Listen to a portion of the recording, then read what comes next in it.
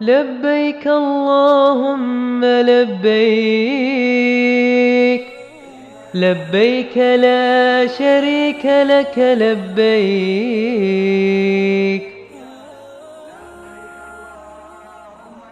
وأتموا الحج والعمرة لله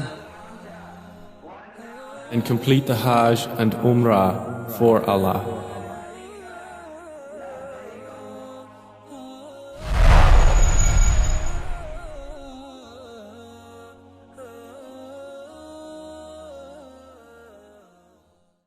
Assalamu alaikum, daily reminder.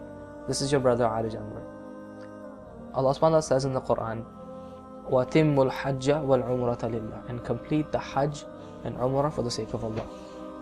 A lot of people go for Umrah at this time of the year, and it's a phenomenal thing to do. It's a great trip to make.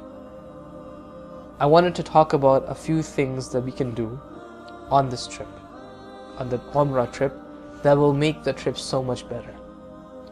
The Umrah, the rites of Umrah, the rituals of Umrah generally take about a couple of hours at most to complete. And just speaking on an average terms, a person goes to Umrah for about a week or 2 weeks. The trip is generally about a week or 2 weeks, and the Umrah itself, the rites of Umrah, take only a couple of hours. So what is it that a person should do in all the other time that they have there to maximize this trip, to really get the most out of it? I'm going to make some recommendations, inshallah. Even if you're not going for Umrah right now, this inshallah could serve as a incentive to start planning your Umrah trip. And even if you don't have any plans of going for Umrah in the near future, the reminder that you can get out of this inshallah is still going to benefit you. The first thing I recommend, and this is the most important thing, is that don't miss a single prayer in the Haram. When we go to make Umrah, after we've done our Umrah, we have about a week or 2 weeks left.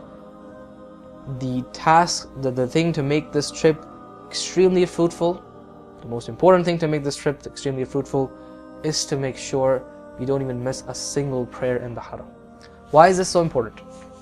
Let's think of the trip, the Umrah trip, as a gold mine, as having access to a gold mine for a week or 2 weeks. If you had access to a gold mine, what is it that you would do? You would try to maximize the amount of gold you can take out of it. The Umrah trip, we have access to 2 gold mines, the Haram in Mecca and the Haram in Medina. Why are these 2 masajid, why am I calling them gold mines?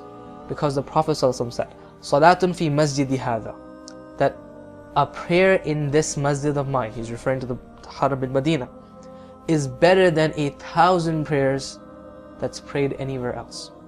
1,000 prayers prayed anywhere else, illa al-Masjid al-Haram, except the Masjid al-Haram that's in Mecca. وَصَلَاتٌ فِي الْمَسْجِدِ الْحَرَامِ أَفْضَلُ مِنْ مِئَةِ صَلَاةٍ أو أَفْضَلُ مِنْ مِئَةِ أَلْفِ صَلَاةٍ, that the prayer that's prayed in al-Masjid al-Haram is better than 100,000 prayers. A normal prayer will get you reward.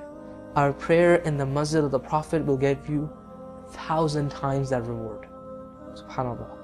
And the prayer in the Haram of Mecca, that will give you 100,000 times more reward. That's why these 2 places are gold mines.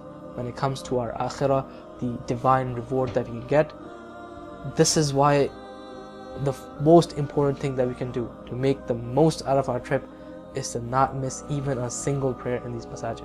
This is, by the way, on top of the fact that a prayer in congregation in the masjid is 27 times better than a prayer that's done individually by a person. So, subhanAllah, the rewards are so magnified. We have to take advantage of this for as long as we're there.